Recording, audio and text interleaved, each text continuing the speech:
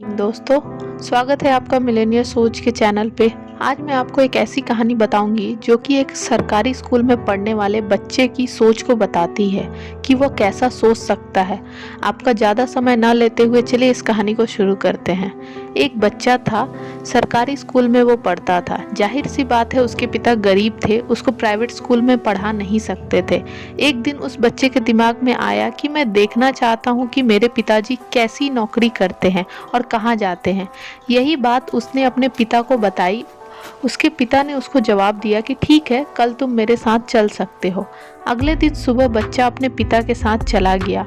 जैसे ही वो वहां पहुंचा तो कुछ देर बाद उसने देखा कि उसके पिता बड़ी बड़ी आलीशान गाड़ियां की सफाई करते हैं, यानी कि उसके पिता का काम महंगी महंगी गाड़ियों को साफ करना है। तो उसके दिमाग में एक सपने का जन्म हुआ कि एक दिन मैं भी अपने पिताजी को बड़ी बड़ी गाड़ियों में बैठाना चाहता हूँ। मैं नहीं चाहता कि यह जिंदगी भर इन गाड़ियों की सफाई करते रहें। कुछ टाइम बीत गया। अब वह बच्चे सरकारी स्कूल में पढ़ता था।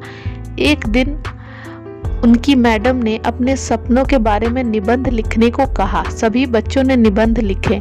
इस बच्चे की निबंध लिखने की बारी आई तो उसके दिमाग में सपना चल रहा था, उसी के बारे में लिख दिया।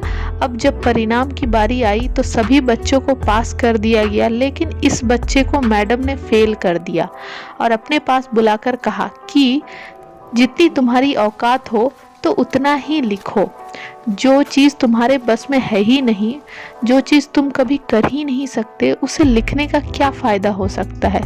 तुम्हें इसके बारे में जानकारी नहीं हो तो मैं तुम्हें एक मौका और देती हूँ। आज रात को तुम निबंध फिर से लिखो और अगले दिन मुझे वापस बताना। वह बच्चा रात भर सोचता रहा कि मेरी क्या गलती है, मैंने कहीं कोई गलती तो नहीं की, वगैरह वगैरह। लेकिन अगले दिन सुबह उसने वही निबंध अपनी मैडम को दे दिया क्योंकि उसका दिल नहीं मान रहा था। आखिरकार मैडम ने उसको फेल कर दिया और यह कहा कि अपनी औकात से बाहर निकलने की कोशिश मत करो, जितनी चादर हो उतने ही पैर पसारो। दोस्तों, वक्त बीत गया, साल गुजर गए, लेकिन वक्त पलट के ज़रूर आता है और समय बहुत ही बलवान होता है।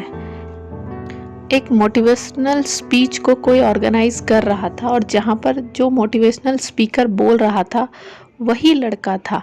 वह अपनी दास्तां सुना रहा था कि किस तरीके से एक सरकारी स्कूल की मैडम ने मुझे सब बड़े सपने देखने के लिए रोका और आज मैं यह कर पाया। जो आप सोच सकते हो वो आप कर सकते हो। और यहाँ वह मैडम भी बैठी हुई थी, उनकी उम्र ढल चुकी थी। वह अपनी मैडम के पास जाता है और उनके चरण स्पर्श करता है कि मैडम, आपने मुझसे कहा था कि जितनी औकात हो उतना ही सोचो। मैडम, मैं आपको बताना चाहता हूँ कि आप गलत थी और मैं सही था।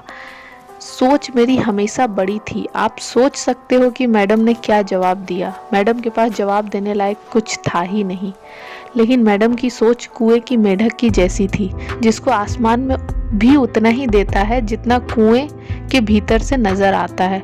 तो कुएं के मेंढक जैसी सोच ना रखिए दोस्तों, हमें समुद्र की मछली जैसी सोच रखनी चाहिए।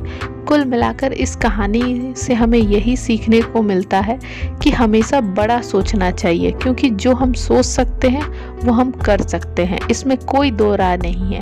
नाकामयाबी का रोना वो लोग रोते हैं जिनको अपने सपनों पे भरोसा नहीं होता है, जिनको अपने खुद के ऊपर भी भरोसा नहीं होता है। जितनी जानकारी मैं इस कहानी के माध्यम से आपको दे सकती थी मैंने दे दी।